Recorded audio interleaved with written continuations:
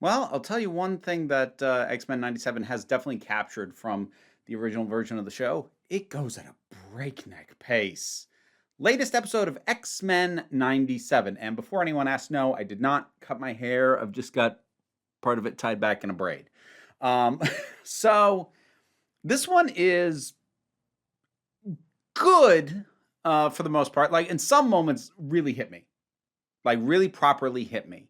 Um, I'll highlight some of those initially. I'm glad that they had Gambit's funeral, which just reiterates for me very strongly that if they bring him back from the dead, I'm going to be annoyed because they are really exploring the effects of his death, and undoing that to me cheapens all of this good stuff we're getting as a result of his death.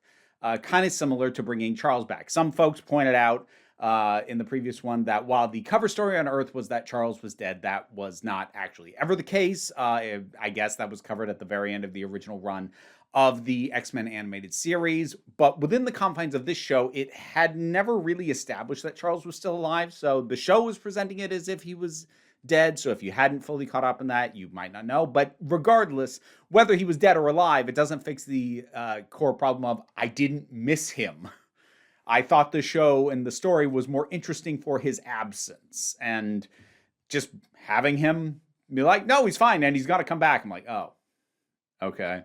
Anyways, that's a last episode issue. But just sort of making the point that like they're doing so much good stuff on the back of Gambit dying that I feel like it will feel like a bit of a waste if they just bring him back. Now again, X-Men get brought back to life all the time in the comics. That's a kind of inherent problem with a long-running comic. You get new writers in, and they want to work with a character who's been dead, and they find a way to bring him back. It's all very common. It's something I would prefer not to see in the translation of this, but we'll see. The funeral itself didn't really choke me up that much. I did really love seeing Kurt in the in his get up for delivering sort of the eulogy. That was really nice. I'll tell you what moment got me was they're still trying to find survivors in Genosha, and Beast quotes Mr. Rogers, "Look for the helpers." I don't I don't know why. Like even just talking about it, that I don't know why that one hits. Whew, quite as hard as it does, but boy does it. that one that one hit me pretty hard.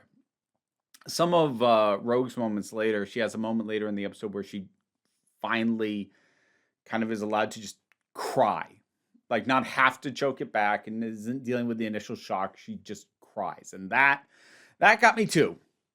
That got me pretty well too. I think the stuff that they're doing with Rogue as a character is actually really, really fascinating, and the show is taking advantage of the fact that Rogue wasn't always a hero. Rogue used to be a villain. Now, on the animated series, she's always been a hero, but like they did establish her backstory as previously having been a bad guy. So she does have that background. The thing with her facing off against Captain America was odd. I cannot remember if non-X-Men Marvel characters ever got established in the animated series. I don't think they did. They might have. Again, I haven't seen the whole original series because I didn't love it nearly as much as a lot of my generation, and I have no particular desire to revisit it, even as I'm enjoying this. But that was just kind of interesting to see. He was decently done, and it was extra funny him showing it because there's a tossed off line referencing the Hulk. Before that, I was like, really? We're sort of connecting this. And then Captain America literally shows up. I'm like, oh, okay. And again, it feels very in character for Rogue and also very powerful that Captain America says, I can't help you with what you're trying to do. My hands are tied. And she just takes his shield and flings it as far as she can. Goes, oh, your hands are tied? You won't need this then. Boom. It's simple and effective and really communicates where she's at. The stuff with Bolivar Trask, I feel this is sort of where it going at a little bit of a breakneck pace kind of bites it in the butt a little bit, because I feel like the show hasn't earned his remorse. I'm not sure remorse is the right word. Hasn't earned his guilt, I guess.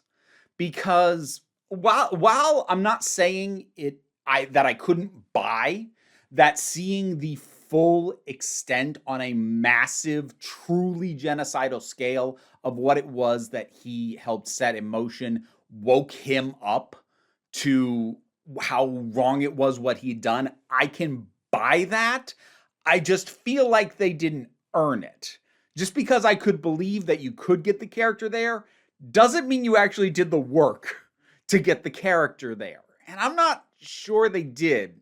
I mean, maybe there was something I missed, but I feel like last time we saw him, yeah, he seemed a little bit panicked, but that seemed to be more about the fact that he was being tracked down by Sinister than about any kind of regret for anything that he'd done.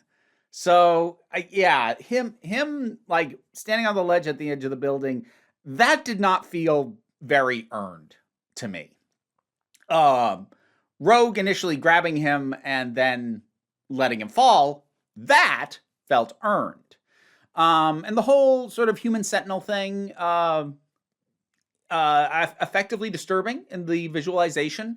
I think that that worked pretty well. So I'm digging that. Where things go towards the very end, though. Well, we get Cable back in. Scott realizes who he is, which is good for him to continue to not know. Would have felt like a hole, given that Madeline found out. Granted, she is, so far as we are aware, currently dead. And I also really kind of appreciate that Cable like sees Jean and is like, "You're not her. Like, you're just not." And it doesn't even like it feels a little grouchy insofar as literally anything Cable does feels a bit grouchy, but it doesn't feel excessively bitter. It felt balanced, sort of him being like, "You're not her." So that worked, I think, for the most part. Then we get to the very end, and we get to the unveiling of somebody else behind Sinister. And I think that's a mistake. Not necessarily the idea in and of itself, but the speed at which it's happening. Because there's a couple of reasons I feel that. The first is Sinister hasn't really gotten a chance to fully shine as a villain. He's been a lurking in the shadows villain up to this point. Like, the closest he came to getting to shine was the one that largely dealt with Madeline.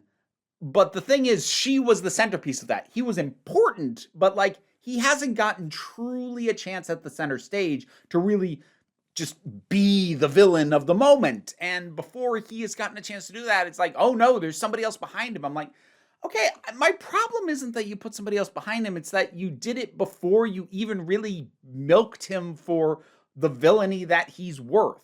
That having been said, part of why I'm not opposed to the at least concept of somebody else behind Sinister is that one of the ways that I tend to like how Sinister would get used in the comics, when I thought he was used well, was as what I consider to be a wild card villain, frequently brought in and working with and helping out other villains in their machinations, while at the same time having his own agenda.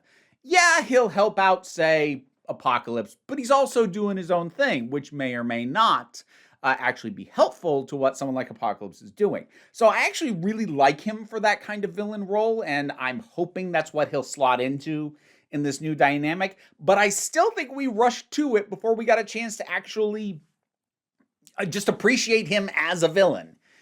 I don't know. I feel like they were leaning too much on the fact that he's been part of the opening credits, and now it's like, ooh, there's even more. But like, yeah, but you hadn't really even earned how hard you've been selling him up to this point. And so that's frustrating for me. And again, a bit like the Bolivar Trask thing, it's not that it couldn't work, it's that you rushed to get to it. And then there's who the villain actually is. Potential spoilers, because this isn't technically confirmed within the episode, the character's name and what his deal is, but at the same time, like, I think anyone who was actually curious would have looked it up. But if you want to not know, this is probably the point to bow out of the review. But if you either looked it up, you already knew, or don't care, I did have to look it up because I'm like, that seems familiar, but I'm not quite clocking it. But it was one of those cases where I felt okay looking it up because there were so many things in place like, okay, clearly this is a case of if I knew enough about this character from the comics, I would clock it, and I'm supposed to, but I haven't, so I just want to look it up. So this is a character called Bastion.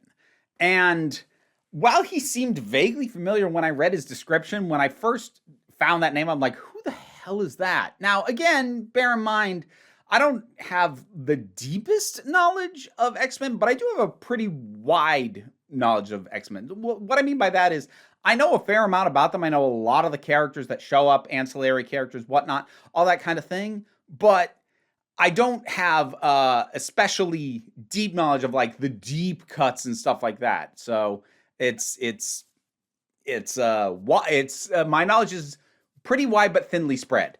Bastion, I was like, who the freaking heck is that? And then I look him up. I'm like, oh, right, that guy. Really? I mean, again, it's not that it couldn't work. He's basically a souped up human Sentinel hybrid thing, more advanced than what Trask was. But like, I really?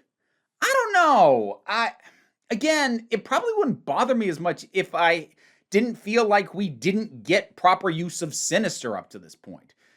So it's like they're sidelining a villain who I knew and was kind of excited to see what they do with him in order to bring in a character that I don't care. It's very odd to me that they're leaning as heavily on the Sentinels as they are. Like, I know the Sentinels are a massive part of X-Men history, and were also sort of one of the iconic and definitely the initial foes that the X-Men faced in the original animated run. I get all that, but like at this point, I'm just kind of like, move on from the Sentinels, because honestly, you're not gonna top that souped up kaiju-sized master mold just nuking Genosha, to be blunt about it. You're not gonna top that. Leave them alone at this point. It feels like trying to get blood from a stone, especially when you have not gotten all of your worth out of a character like Sinister yet, and you're already supplanting him with somebody else. Oh, it also establishes that Magneto is still alive, which I'm okay with. So standard rule for comic book. Now, granted, at this point, comic books have been going on long enough that this rule doesn't hold up at all. But what a rule used to be, and it's still the one that I tend to operate under, whether it's a comic book adaptation or not, is that no body, no kill. So in the case of Magneto, him and the people he was protecting, they just kind of theoretically vaporized, but like we didn't see a body. Gambit, we saw a body. So that's why I think it would cheapen everything that we've gotten out of his death to actually bring him back. Bringing back Magneto, I was pretty much half assuming they were going to bring him back eventually anyways. So that one I don't have a problem with. So I guess that I'm just bringing that up to make the point. I don't have a problem with resurrected characters. What I have a problem with is either really doing an overly cheap version of a death, because you know you're going to bring him back later anyway, in which case it just feels like pointless heartstring tugging that doesn't work, or you fully sell the loss of a character and get really good stuff out of that and then undo it. And then I'm just left feeling like, well, why did I get emotionally invested in the fact that you killed them? Because it wasn't going to stick. Threading the needle is difficult, but not impossible. And I do think they did thread it with Magneto. He got enough of a meaningful moment at the point in which he died previously that felt meaningful, but it also wasn't milked for such, frankly, very powerful and well-executed fallout like what happened with Gambit, that I feel it cheapens anything by undoing it. So there's a very fine line to walk, and they walked it with Magneto. But again, it just reiterates for me, do not bring Gambit back from the dead, please. I mean, okay. I'll put a slight asterisk on that. If they bring him back through time travel shenanigans, maybe. I'm like, it's going to come down to execution.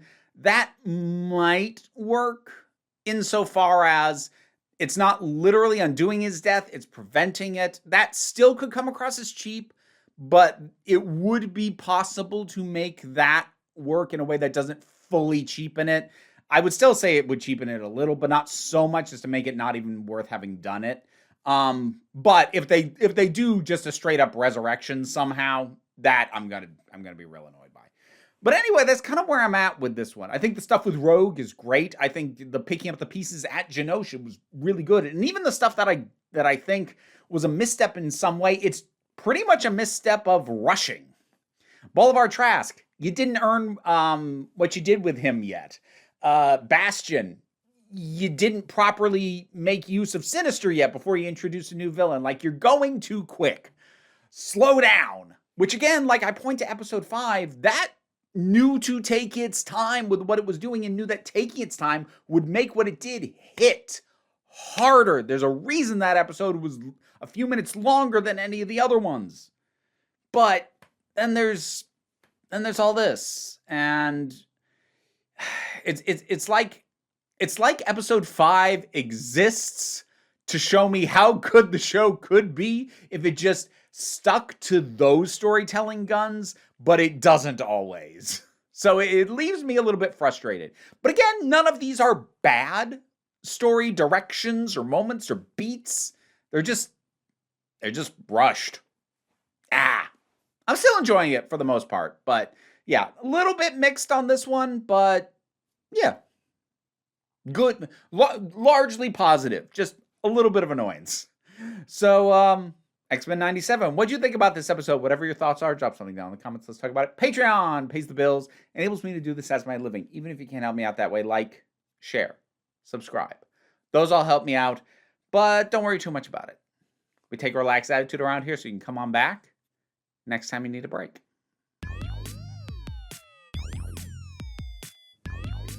Now to thank my highest supporting patrons: Robin Moore, Zubin Lutfola, Goddess Elida, Oliver B., Tarak, the thing that goes doink in the anime, Fare Forit, Ulrich Bogdan, Loki Eris, Melinda Walters, Jen, Auntie-Kate808, Becky Sparks, Fernabilax the Poodle, Tracy Scrabbit, Angry Kasparov, Dave Hall, White Bearish, Rosalind Bennett, Toku Bluhuvian, Pau Barabajago, and Maraji.